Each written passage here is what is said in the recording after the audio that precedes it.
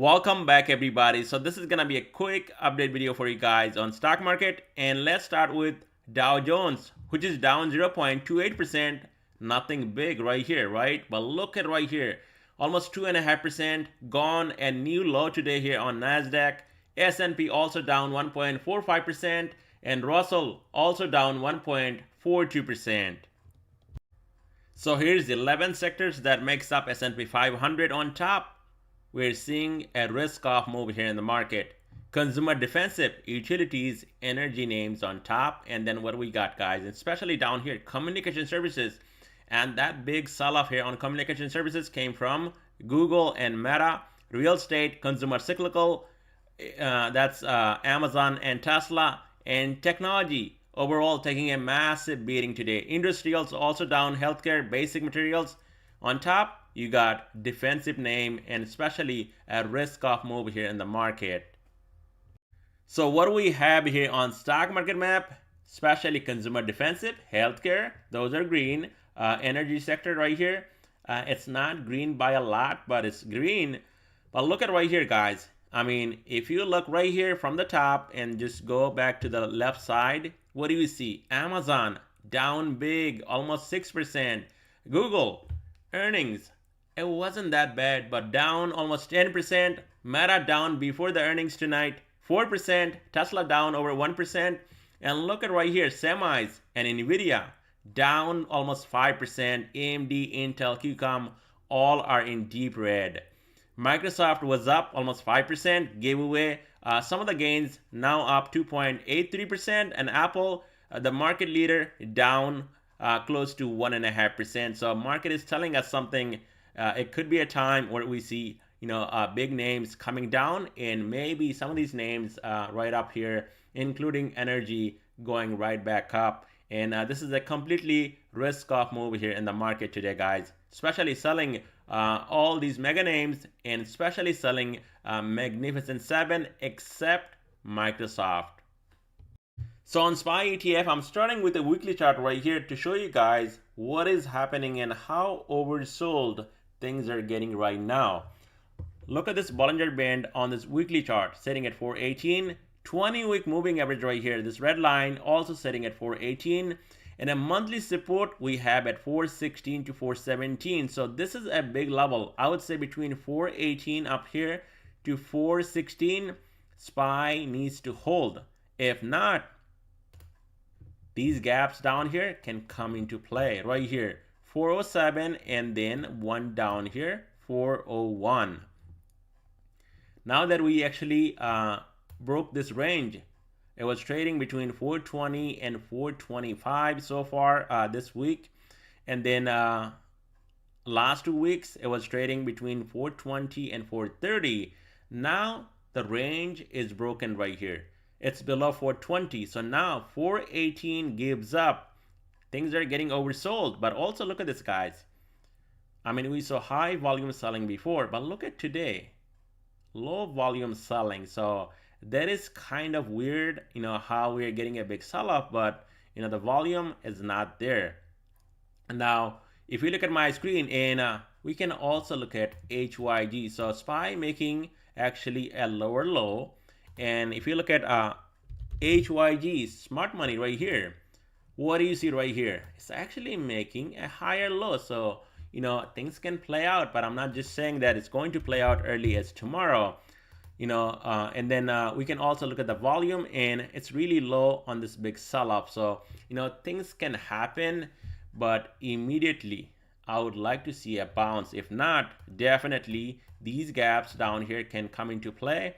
And SPY below 420, anything is possible. Now it needs to hold 418. And if that gives up 416, that is a monthly support. And below that, guys, I mean, we're already hitting a bear market right now. Things are looking really bad. SPY can break maybe with Meta beating earnings tonight. We could see a pump tomorrow. It needs to get above 420. It needs to stay above 420 and then watch out for a move up to 425. Not only 425, it needs to break above daily 200-day moving average, and that is sitting around 423. So we got a lot of work to do right here if we're going back up, and especially going back into a bull market.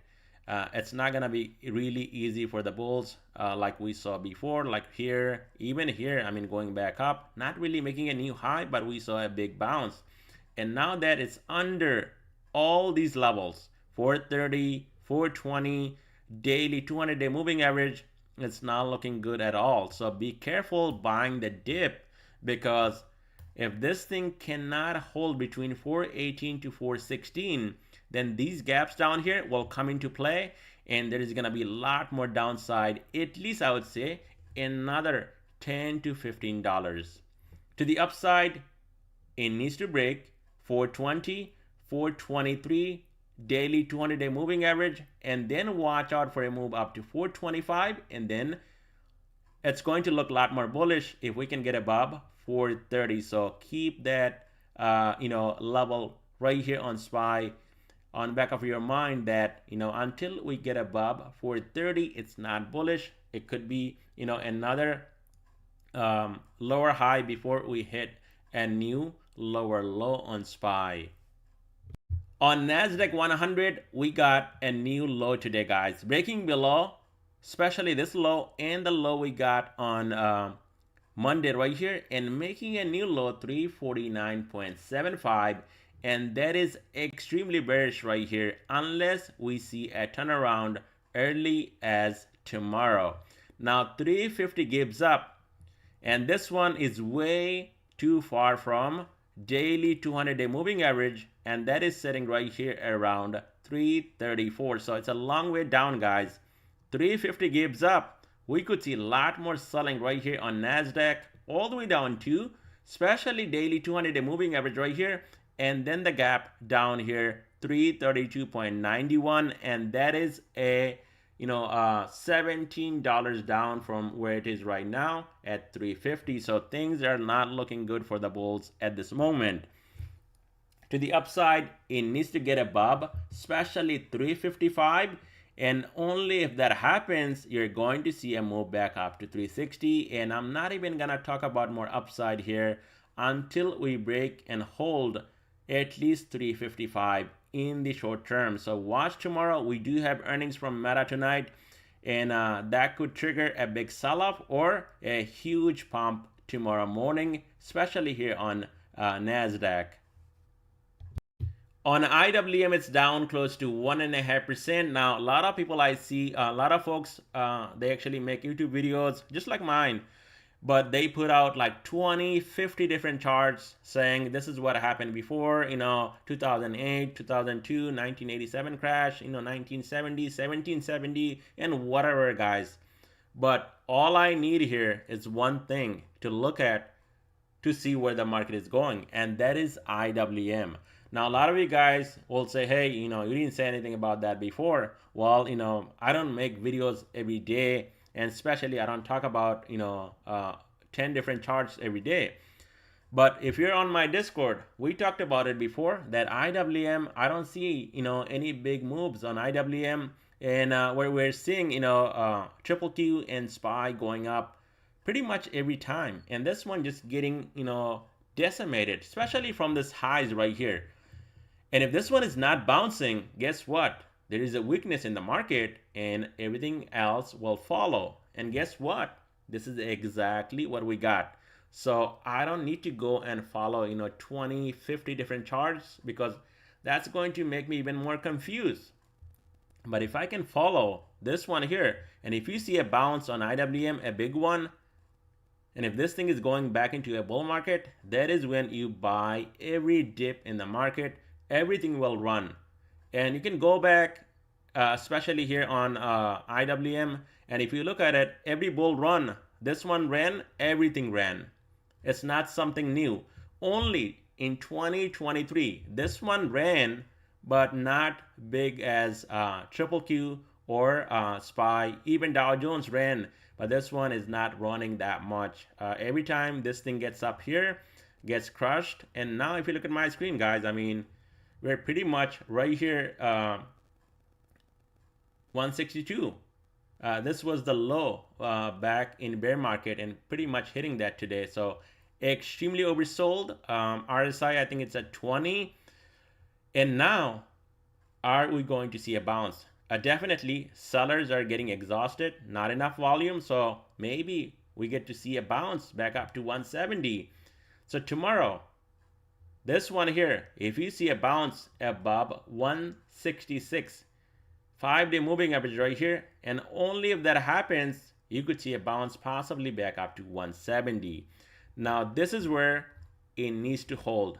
If this is going to hold right here, guys, between 162 to 164, this is the zone where IWM needs to hold. If not, I mean, this head and shoulder pattern right here, a full measured move was down here, 164, already hit. And now, if that gives up, we could be going down to 150s. So huge downside. And that would be, consider a mini crash on IWM. I mean, we're seeing already a big crash. I think it's down like 18 to 20% right now. And there could be another 10-15% from here if this thing cannot hold 162 to 164 as a support. On Dow Jones ETF, DIA down 0.26%, so nothing big, not making a new low. At least this one here looking much better than all the other indices. So on Dow Jones right here, it needs to hold, especially right here, guys, 328 to 326. That is going to be a key zone to hold right here. If not, this gap will come into play, and that is at 322. To the upside, it needs to get above 331 right here, and then watch out for a move up to 335. And soon as that breaks, it's gonna look a lot more bullish for a move all the way up to 340 right here. On VIX, it's up over 8% and now getting over 20 once again and running up to almost 21 plus today, guys. So huge run up on VIX, and now it's trading above $20 right here, which is bullish. So above 20, we already saw a big move all the way up to 23. So that could be coming if this thing can hold right here at 20. This is going to be a key level of support right here on VIX, 20. And only if you see 20 breaking and this thing getting crushed under 20, then watch out for the support on VIX down here at 18. And we could see a relief rally in this market. On TNX, it's up 2.33%, and we talked about it in my video before that we got a bearish engulfing candle right here. So watch for a follow through, and we need to get under this candle, and that would be a breakdown. And what do we got? Not breaking below this candle. And now today, I mean, we kind of got it inside, a day today. It's up green on the day, but not breaking above this candle from Monday. And that is the only positive thing I can see for the market. It's not breaking above this candle from Monday, and just trading within this candle right here from Monday. So if this thing actually makes a move and breaks above this candle right here, which is 50, I would say right here, 50 can break, then watch out, guys. This thing heading higher, possibly up to 53, and that could put a lot more pressure, especially on stock market and especially on NASDAQ 100. Now, if we see a pullback and this thing actually comes down and takes out this low down here, 48.27, that is when you're going to see a breakdown on TNX, and this one can come down a bit more. And in that case, you're going to see a relief rally in this market. So keep an eye on this one. And this is what actually putting a lot of pressure on those stocks like Amazon, Google, and everything that is red, mega names. This thing, guys, if this thing continues to the upside, you're going to see a lot more selling.